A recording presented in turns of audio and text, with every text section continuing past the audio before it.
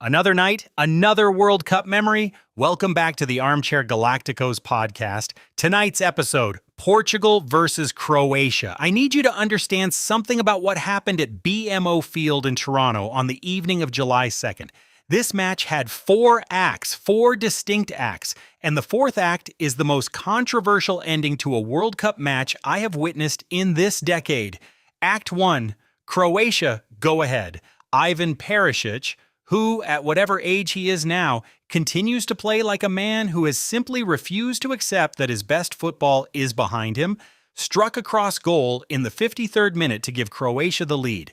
It was a fine goal from a fine player on what appeared to be the final night of his great career. 1-0 Croatia. Portugal were unsettled. Act 2, Ronaldo. Here is the statistic you need to sit with. Cristiano Ronaldo, at 41 years old, had played in 5 World Cups. He had appeared in 8 World Cup knockout matches. He had attempted 29 shots in those 8 matches without scoring a single goal. Every goal of his World Cup career, 11 goals in total, had come in the group stage. The knockout stage had simply never happened for him.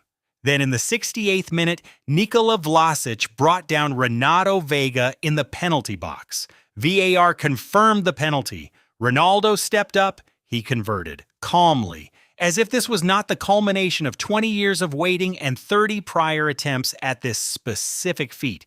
1-1, his first ever World Cup knockout goal, at 41, the oldest player to have scored in a World Cup knockout match. Act 3, Ramos. Gonçalo Ramos does things in stoppage time that should require some kind of prior approval. Rafael Leão swung a cross in from the left in the 4th minute of stoppage time. Ramos arrived at exactly the right moment, at exactly the right height, and headed it home. 2-1 Portugal. Croatia were behind with time essentially exhausted. Act 4, the Gvardiol incident.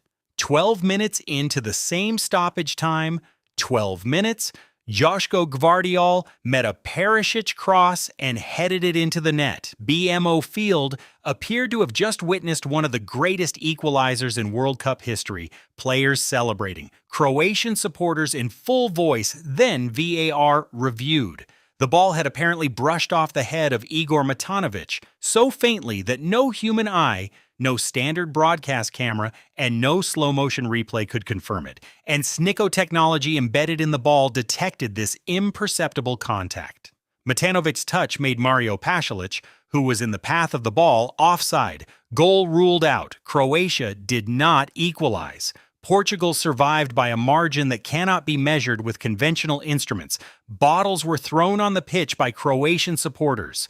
The referee Espen Eskas confirmed the decision. Croatia were eliminated. Luka Modrić almost certainly played the final competitive match of his career.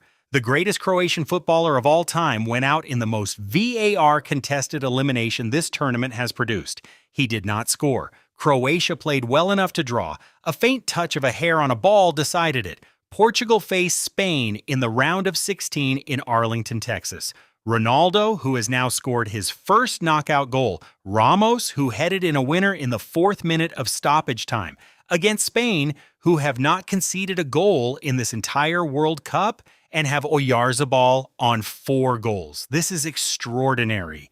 My prediction, Croatia 1-1 after extra time. Croatia win on penalties 4-2 with Ronaldo to score and Modrić to score. I got Ronaldo to score. Correct, he did, from the penalty spot. Croatia did not win. They did not get to penalties. They did not equalize via Gvardiol because a faint touch, a millimeter wide, made Pašalić offside. Modrić did not score. I missed Gonçalo Ramos entirely. The couch predicted the wrong winner with some level of structural confidence. Ronaldo was the one call that landed. The rest was fiction. The Gvardiol disallowed goal was, to be fair, unpredictable by anyone who does not have access to Snicko ball technology in advance. That's the Armchair Galacticos read on Portugal versus Croatia. The couch is signing off, right about some of it, wrong about most of it, same as always.